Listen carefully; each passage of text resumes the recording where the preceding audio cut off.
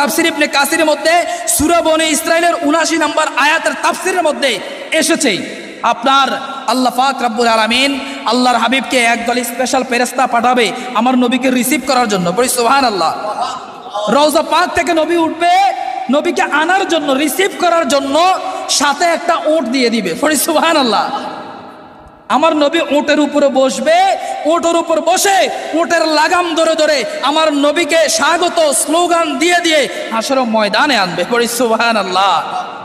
এইরকম সম্মান আর কাউকে দেওয়া হবে না। তো আমার নবী হাসরের ময়দানে আসবেন। এখন সকল নবীর উম্মতেরা সকল নবীর কাছে যাবে, নবী গো আপনি আমাদের জন্য সুপারিশ করেন, কিন্তু কোন নবী সুপারিশ করবে? কেউ সুপারিশ করবে না। তখন মানুষ বলা বলে শুরু করবে, আরে আমাদের জন্য কি এমন কেউ নাই যে আজকের এই দিনে আমাদের জন্য সুপারিশ করবে? বিচার কাজ শুরু হবে, আমরা তো আর সহ্য করতে পারতেছি না, সূর্য তো খুব কাছাকাছি, ঘামের সাগর হয়ে যাচ্ছে, সমুদ্র হয়ে যাচ্ছে, নিচে দিয়ে তামার জমিন অনেক গরম, আমাদের জন্য কি কেউ সুপারিশ করার মতো থাকবে না?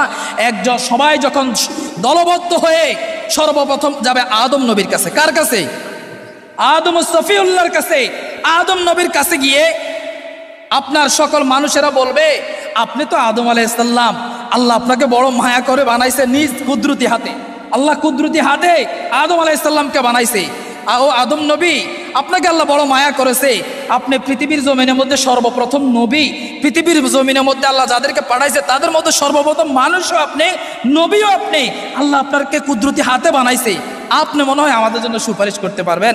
আর একটু আপনি আল্লাহর কাছে একটু দয়া করে সুপারিশ করেন আমাদের জন্য, যাতে করে বিচার তাড়াতাড়ি শুরু করে। কি শুরু করে? তো আদম সফিউল্লাহ সেদিন বলবে, আমার দ্বারা এটা সম্ভব না, আল্লাহ খুব রাগান্বিত আজকে, আল্লাহ আজকে খুব রাগান্বিত।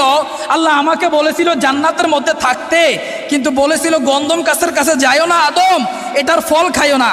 আমি সেদিন এই গন্ধম গাছের ফলটা খেয়ে ফেলছি, ওই দিনের কথা মনে করে আজকে আমি লজ্জাবোধ করতেছি, এই কারণে আমার দ্বারা সুপারিশ সম্ভব হবে না।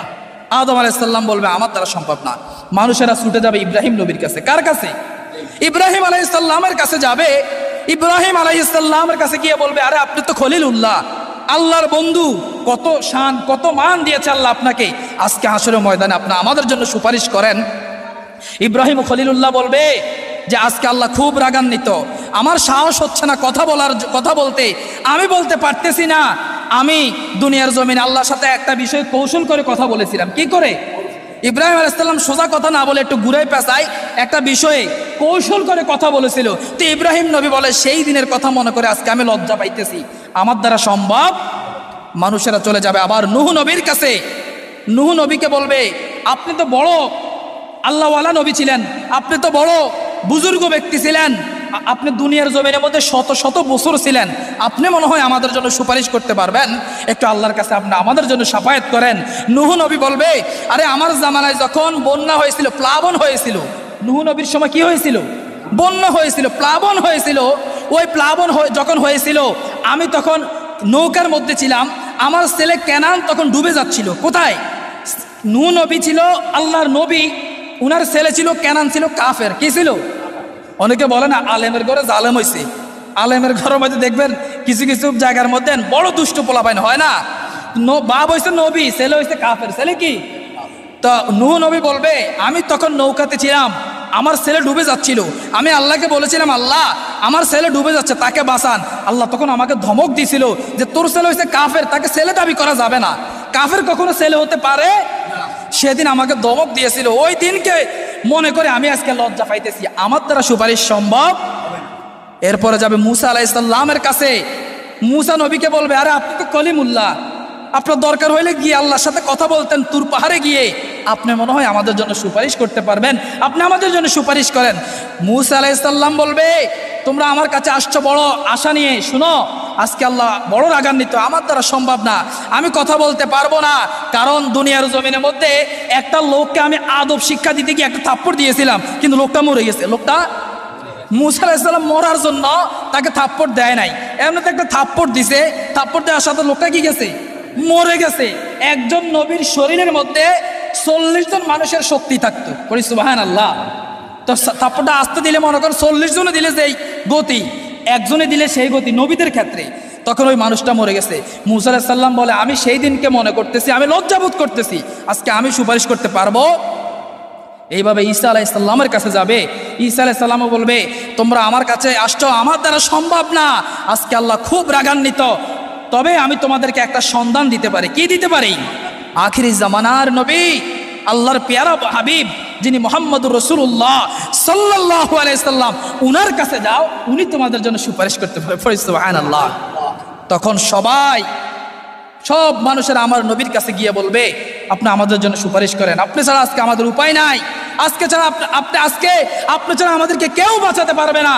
তখন আমার নবী বলে, আসছো, তোমরা অপেক্ষা করো। এমত অবস্থায় আল্লাহ পাক রব্বুল আলামিন কুদরতি ভাবে হাশরের ময়দানের মধ্যে যখন দেখা দিবে, আল্লাহর নবী, আমাদের নবী সাথে সাথে আল্লাহর কুদরতি কদমের মধ্যে সিজদায় পড়ে যাবে। সুবহানাল্লাহ। রাসূলুল্লাহ সাল্লাল্লাহু আলাইহি সাল্লাম হাশরের ময়দানের মধ্যে লম্বা একটা সময় সিজদার মধ্যে পড়ে থাকবে। আল্লাহ পাক বলবে, বন্ধু, আজকে সিজদা দেওয়ার সময় না। আজকে কিসের সময় না? এটা বুখারী শরীফের সহিহ বুখারী 4712 নম্বর হাদিস। আল্লাহ বলবেন, ইরফা রাসাক, ও বন্ধু হাবিব গো, আপনি আপনার মাথা তোলেন। পড়ি সুবহানাল্লাহ। আল্লাহ বলবে, আপনার মাথা তোলেন, সাল তুতা, আপনি কি চাইবেন আমার কাছে চান। আল্লাহ বলবেন যে আপনি কি চাইবেন আমার কাছে চান। ওয়াশফা, বুঝছি হাবিব আপনি শাফায়াত করবেন, আপনার উম্মতের জন্য কি করবেন? শাফায়াত করবেন। তুশাফা, আপনি যার জন্য শাফায়াত করবেন তার শাফায়াত আজকে আমি আল্লাহ কবুল করে নেব। পড়ি সুবহানাল্লাহ। আল্লাহর হাবিব বলেন, ফাআরফাউ রাসি, তখন আল্লাহর কথা শুনে আমি হাবিব হাশরের ময়দানে মাথা তুলব। পড়ি সুবহানাল্লাহ। ফাআকুলু উম্মতি ইয়া রাব্বি, উম্মতি ইয়া রাব্বি, উম্মতি ইয়া রাব্বি। আল্লাহর নবী তখন তিনবার বলবে, ওগো আল্লাহ, আমার উম্মত আজকে বড় বিপদে আছে, বড় অসহায় আছে, আল্লাহ আজকে আমার উম্মতকে আপনি বাঁচান। পড়ি সুবহানাল্লাহ। ফায়ুকালু ইয়া মুহাম্মদ, আল্লাহ পাক রব্বুল আলামিন বলবে, প্রিয় মুহাম্মদ আমার, আদখিল মিন উম্মাতিকা মান লা হিসাব আলাইহিম মিনাল বাবিল আইমানি মিন আবওয়াবিল জান্নাতি। হাবিব গো, আপনি সুপারিশ করেছেন আপনার উম্মতের জন্য, ওই যে বিশাল একটা দল দেখা যায় আপনার উম্মতের মধ্যে, এই উম্মতের কোনো হিসাব হবে না। পড়ি সুবহানাল্লাহ। একটা দল থাকবে, তাদের কোনো কি হবে না, কোনো হিসাব নাই, এখনো হিসাব শুরু হয় নাই। আল্লাহ বলতেছেন যে আদখিল মিন উম্মাতিকা, আপনার এই উম্মতের এই দলটাকে আপনি ঢুকিয়ে দেন, মাল্লা হিসাবা আলাইহিম, যাদের কোনো হিসাব হবে না, মিনাল বাবিল আইমানি, ডান দিক দিয়ে। কোথায়? মিন আবওয়াবিল জান্নাতি, জান্নাতের ডান দিক দিয়ে যে দরজাটা দেখা যায়, হাবিব গো, এই উম্মতের দলটাকে আপনি তাড়াতাড়ি গিয়ে জান্নাতে ঢুকিয়ে দেন। পড়ি সুবহানাল্লাহ। আল্লাহ নবী একটা দৌড় দিয়ে যাবে, গিয়ে এই উম্মতের দলটাকে জান্নাতে ঢুকিয়ে দিয়ে আবার আল্লাহর কুদরতি কদমের মধ্যে এসে সিজদায় পড়বে। সুবহানাল্লাহ। আবার আল্লাহ বলবেন, ইরফা রাসাক ইয়া হাবিবি, আপনার মাথা তুলেন, আপনি কি চান, আবার কি চাইতেছেন? আমার নবী বলবেন, আল্লাহ, আমার উম্মতের এখনো বিশাল একটা অংশ, এখনো তারা মুক্তি পায় না, জান্নাতে যেতে পারে নাই, আমি চাই আল্লাহ আপনি তাদেরকেও মাফ করেন। আল্লাহ পাক রব্বুল আলামিন বলবে, ঠিক আছে বন্ধু, ওই যে দলটা দেখা যায়, যান তাদেরকে নিয়ে আপনি জান্নাতে ঢুকিয়ে দিয়ে আসেন। পড়ি সুবহানাল্লাহ। আল্লাহ এদিকে বিচার কাজ চলতেছে, বিচার কাজ, আল্লাহর হাবিব এই উম্মতদেরকে আবার জান্নাতের মধ্যে ঢুকিয়ে দিয়ে আবার দৌড় দিয়ে আল্লাহর কুদরতি কদমের মধ্যে এসে পড়বে। সুবহানাল্লাহ। এইভাবে একবার, দুইবার, তিনবার আল্লাহর কুদরতি কদমের মধ্যে আমার নবী উম্মতের জন্য কাঁদবে। কার জন্য? চতুর্থবার যখন আল্লাহর নবী সিজদার মধ্যে পড়বে, তখন হাশরের ময়দানে আর তেমন দেখা যাবে না, আমরা কেউ থাকবো না। জান্নাতীরা জান্নাতে চলে গেছে, জাহান্নামীরা জাহান্নামে চলে গেছে। তখন এই অবস্থা হবে। চতুর্থবার আল্লাহর হাবিব আল্লাহর কুদরতি কদমে যখন পড়বে, আল্লাহ পাকের কাছে আল্লাহর হাবিব আরাধনা করবে, আপনার নিবেদন করবে যে আল্লাহ, আমার কিছু উম্মত, কিছু প্রেমিক ছিল, এরা বড় আল্লাহওয়ালা ছিল, কিন্তু দুনিয়ার পেতনা পাসাদের মধ্যে পড়ে আজকে জাহান্নামের মধ্যে আছে। কোথায় আছে? তারা জাহান্নামের মধ্যে অবস্থান করতেছে। আল্লাহ, আপনি তাদেরকেও মাফ করে দেন। আল্লাহ পাক তখন হাশরের ময়দানে ঘোষণা দিবে, হাবিব, এই বিশাল জাহান্নামের মধ্যে যারা আপনাকে মহব্বত করত, যারা আমি আল্লাহর বিধিবিধান মেনে চলেছে, কিন্তু কোনো কারণে আজকে জাহান্নামী হয়ে গেছে। কি হয়ে গেছে? জাহান্নামী হয়ে গেছে। এই মানুষের মধ্যে যাদের অন্তরের মধ্যে জর্রা জর্রা পরিমাণ ঈমান আছে, যারা ঈমানের সাথে তাদের জিন্দেগিতে একবার হলেও লা ইলাহা ইল্লাল্লাহ বলেছে, ও বন্ধু এদেরকে খুঁজে খুঁজে সবাইকে বের করে আপনার জান্নাতে নিয়ে যান। পড়ি সুবহানাল্লাহ। এই মর্যাদা, এই সম্মান একমাত্র আমার আপনার নবীকে আল্লাহ দিয়েছেন। পড়ি সুবহানাল্লাহ। সেই নবীর উম্মত আমরা, সেই নবীর উম্মত আমরা। এখন আমার নবীর যদি সুপারিশ আমরা চাই, আমরা যদি আশা করি যে আমার নবী আমাদের জন্য হাসরের ময়দানে সুপারিশ করবেন, তাহলে আমার নবীর সামনে আমরা যখন কথা বলবো সেইভাবে বলতে হবে। আমরা যখন আমার নবীর প্রতি আমরা যখন ভালোবাসা দেখাবো, ভালোবাসা দেখানোর মতো দেখাতে হবে। কথা বললে, কথা বলতে গেলে আদবের সাথে বলতে হবে। এমন কথা, এমন আচরণ, এমন ব্যবহার, এমন কোনো কিছু করা যাবে না যাতে করে আমার নবী কষ্ট পায়। করা যাবে?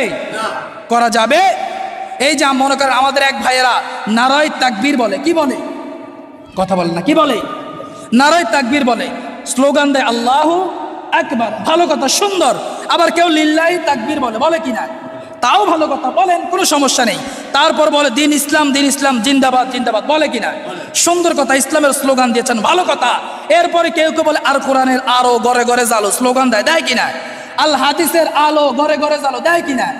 আরে ভাই, তো আপনি যে রিসালাতের কারণে আপনি ইসলাম পাইলেন, রিসালাতের কারণে আপনি আল্লাহকে চিনতে পারলেন, রিসালাতের কারণে আপনি কোরআনকে পাইলেন, রিসালাতের কারণে আপনি হাদিসকে পাইলেন, তো নারায়ে তাকবীর অথবা লিল্লাহি তাকবীর এটার সাথে নারায়ে রিসালাত বললে কি হতো আপনার? রিসালাতের কারণে আপনি সব পাইলেন, কিন্তু স্লোগান দুনিয়ার সব দিতেছেন, কিন্তু রিসালাতের জায়গার মধ্যে আপনি নবীর শানের ক্ষেত্রে আসলে স্লোগানটা দিচ্ছেন। এটা কি ইনসাফ হয়েছে? আরে কথা বলে, এটা কি ইনসাফ হয়েছে? এই কারণে মুহাবির সালাউদ্দিন আইয়ুবী রহমাতুল্লাহ আলাইহি উনি বলেছে আমাদের অন্তরটাকে যদি দুই ভাগ করে, এক ভাগ হচ্ছে মক্কা আর আরেক ভাগ হচ্ছে মদিনা। আর এই মক্কা মদিনাকে যে জিনিসটা ঢেকে রেখেছে সেটা হচ্ছে আল কুদুস, বাইতুল মুকাদ্দাস, অর্থাৎ আমাদের প্রথম কিবলা, আমাদের প্রথম কিবলা। কত সুন্দর কথা বলেছেন। এটা হচ্ছে নবীর প্রেমিকদের কথা। কার কথা? নবীর প্রেমিকদের কথা।